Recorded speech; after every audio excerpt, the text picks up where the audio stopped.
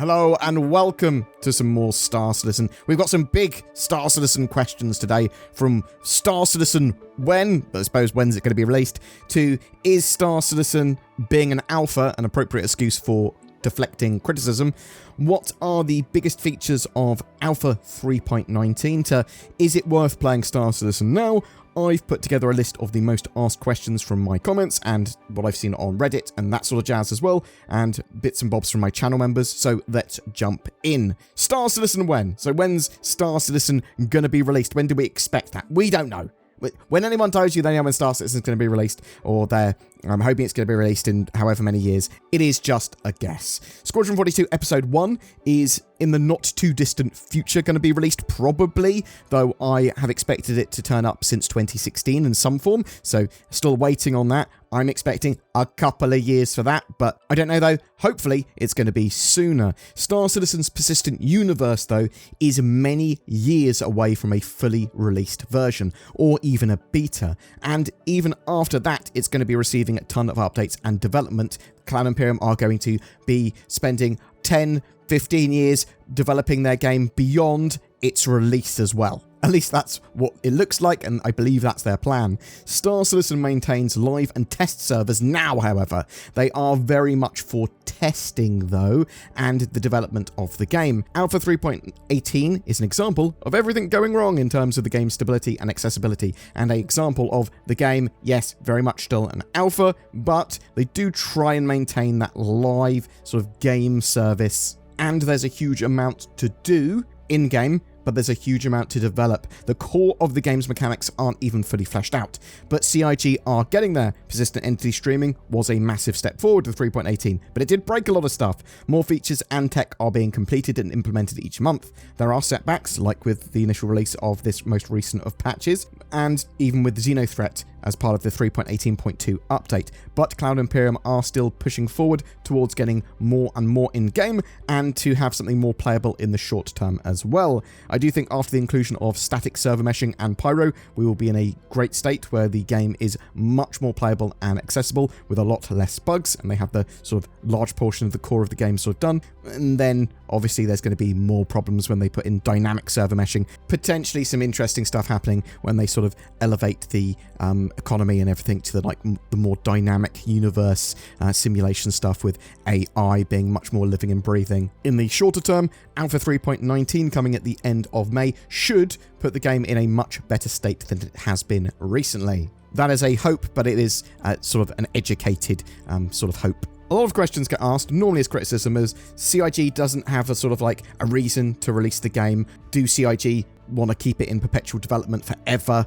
So if they didn't want to release a game, they would make it stable. Yeah, they'd get it stable with sort of potentially less features, just get it stable, get the flight combat fine, and then just release combat ships, mining ships, and salvage ships constantly. In fact, if they just focused on a really small slice of the persistent universe and got it all in a really great state, and they just kept on adding lots of little iterations of updates each month with new ships and stuff, they could make a huge amount more money in the sort of short to mid term. But they are focused on pushing new tech, building up their game. The vision and scope of this sort of massive MMO is the goal. They are certainly not acting like a company that wants to keep their game perpetually in development. CIG are acting like a company that is constantly sort of updating their game and pushing it forward, although the development of these big key items does seem to be slow, which is where it gets a lot of its criticism from.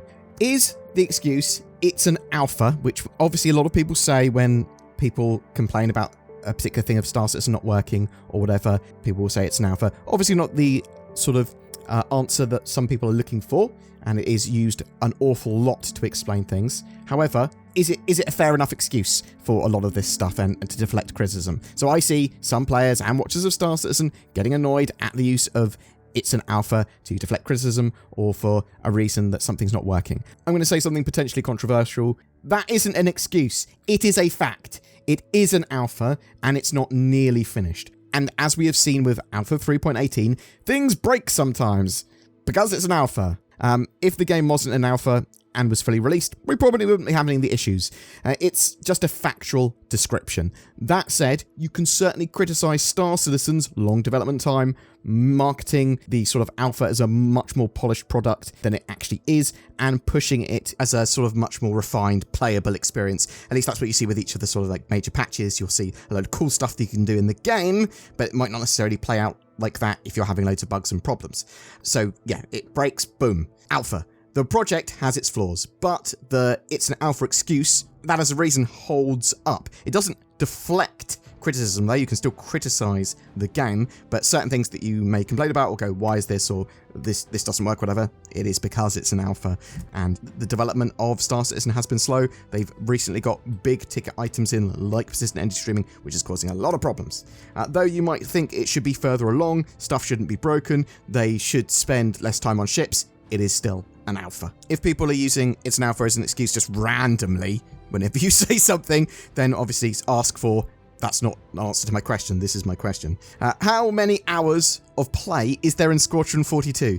CIG have recently said in a little post, lots, but that's all we currently know. Numbers have been previously flown around sort of between 30 to 40 to 70, but realistically, we don't know. We know the scope of the game has increased massively. We know it's supposed to be relatively replayable, and there's a load of stuff that you can miss in your first playthrough and even your second and third playthroughs, because there's loads of stuff going on in a living and breathing world, or at least the ship that you're on. What are some of the biggest features of Alpha 3.19 and what is there to look forward to? So Alpha 3.19 is currently with Evocati. We're expecting it to turn up at some point in May. We're expecting sort of Fleet Week between the 19th and 20th to start, so probably before that. So yeah, Fleet Week's part of that, so really, really excited about Fleet Week. Sort of a big sales event, big expo, can try a load of ships for free, combat and logistics ships. There's a load of Drake ships on sale at the end, and there'll be interesting new ships and vehicles on sale, potentially straight to flyable. We've got Lorville 2.0. That's probably one of the things I'm majorly excited about. Massive cityscape, highly detailed city, sort of big updates there. It's going to be fantastic. We're going to be able to fly close down to the surface. We're going to be able to land on a load more buildings. There's the new player experience for Area 18. That's going to be awesome, so that you don't necessarily need an external tutorial for Star Citizen anymore. There's new missions with salvage contracts, being able to go, I want to salvage an 890 jump. I'm going to buy a contract from the NPCs that allows me to go to where one is and salvage there. There might be other stuff going on as well. One of the other big ticket items, I suppose, for 3.19, although it is a smaller patch than a normal big patch, as it were, is tractor beam attach and detach. So and that enables us to remove weapons and components from ships and customize our ships with them, basically giving you an extra level of salvage and looting, but also customization. There's the potential for mining bag detachment. So for the Prospector and Mole, we may be able to detach our mining bags, and they might be able to be picked up by the ships and then that sort of refined or sold. There might also be some other features, almost certainly will be some other features that we're not aware of for 3.19, and potentially some big ones. We'll have to wait and see. I've seen this question in lots of different forms before, but I saw it earlier today on Reddit. If I purchase a ship with real money, will I ever lose it during a patch or update with wipes? Not with wipes. So you keep anything bought with real money. So wipes have different levels. You might lose Alpha UEC, reputation, merits, items, ships, and vehicles bought with in-game cash, but not real money. And yeah, anything that you purchase with real money via the RSI website should stay on your account, at least during the alpha and almost certainly the beta. However, one day you may be able to lose those ships. Cloud Imperium will tell you when that is. That shouldn't be until the game is fully released though. Then ships will have insurance kick in properly, although we might get like examples and tests of insurance before that, so you might be able to technically lose some ships for a patch cycle if they weren't insured and they had insurance switched on. But even when insurance kicks in and you basically lose an uninsured ship, we still don't know 100% what happens. So previously there have been suggestions that you might not be able to lose your ships bought with real money. You might be able to still get them back with some in-game currency if you had previously bought them. And we do know that lifetime insurance follows the hull of the ship. So if you sold that in-game, that ship would then still have lifetime insurance for the new person that bought it. I believe that lifetime insurance is only going to cover the sort of default hull and loadout of the ship. And well, nothing, you don't need to worry about anything yet. Insurance is nothing to worry about yet, and eventually will be available at a nominal in-game fee for your ship. I'm expecting that upgraded components are going to be what's expensive insurance-wise. So you upgrade your ship, That's going to cost a lot more if you want to insure it. Should I play Star Citizen now or wait is a quite common question I see. Alpha 3.18.2 is currently a bit broken for most peeps. I would suggest waiting for Alpha 3.19 and Fleet Week in May to start playing if you haven't got into Star Citizen yet, or even if you're returning. That's more likely to have Star Citizen in a better state of playability, stability, and accessibility. Anyway, that's my hope that it's going to be in a good state. That said, if you want to help with the development of the game now and bug hunting, now's as good a time as any. Also, going back to a previous point, it's very much an alpha, and it's akin to early access as a game that's being built out. If that doesn't appeal, then Star Citizen is not for you yet. I do see a lot of players being tourists and just jumping in and playing during events and new releases with sort of like the major patches come out. So you experience the new stuff, you get to see the new sites, and participate in that gameplay, and then hop off until something new turns up. Wipes are something else as well. Star Citizen will see persistence and progression wipes every so often when Cloud Imperium needs to do them, up until its sort of full release. Sometimes they might go 18 months without a wipe.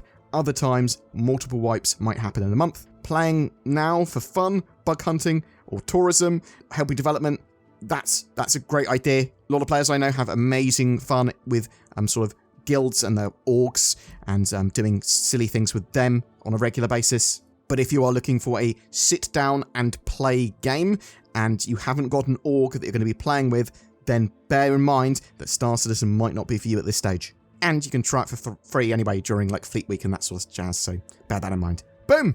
Star Citizen! Answered some questions. Hopefully that was useful to some of you. If you've got any more questions, please chuck them in the comments below. I'm interested. Have you been playing Alpha 3.18.2? What do you think of that? You've had a great time, terrible time? Has Xenothreat broken everything for you? Are you like, yes, I can play now? Are you looking forward to Fleet Week in May and Alpha 3.19? Do you think that will put Star Citizen back together again and be in a significantly better state than Alpha 3.18's been? When are you expecting Star Citizen to release or it to be in beta? Is It's an Alpha a catch-all excuse that you have used or has been used against you? Whatever your thoughts, I'd love to hear from you in the comments below. Little Nord Riding Hood was on her way to Grandma's house. Upon arriving at her house, she called, "Grandma, are you home?" "Yes, dear. I'm on my laptop in bed." Upon seeing her grandma, she exclaimed, "Oh, Grandma, what long fingers you have!" "Oh, the better to browse the internet, my dear." "Oh, Grandma, what powerful VPN protection you have!" "Oh, the better to browse safely, my dear." "Oh, Grandma, what big eyes you have!" "Oh, the better to enjoy my greater access to the sites I want to visit, my dear." But seriously, get NordVPN or I will eat you. The moral of this story is that there are some great deals on NordVPN, and using it can improve your internet privacy, safety, and give you more access to the content you want to see. Get it from the links below. Every month we have a ship giveaway for April 2023. It's for a Drake Vulture, the light salvage ship. This will enable you to take to the stars, find wrecks and strip them, as well as craft some useful items with its onboard dispensary. It comes with lifetime insurance and a Star Citizen game package as well. All you need to get into the game, and all you have to do to be in for a chance of winning that, is comment on any of my videos made during April. Also, please bear in mind that there are scammers about in YouTube. If you see in the comments below someone trying to get you to go onto Telegram, or someone not using my main account, which is the account I'm making videos on now, then they are a scammer pretending to be me or someone else, and just be safe on YouTubes. If you would like to further support the channel, please consider subscribing. You can become a Patreon, you can use the YouTube join button as well. That goes an extra mile to help support us and enables us to produce Star Citizen content every day. And that's down to you guys helping support us, so genuinely, thank you from the bottom of my little BoredGamer heart.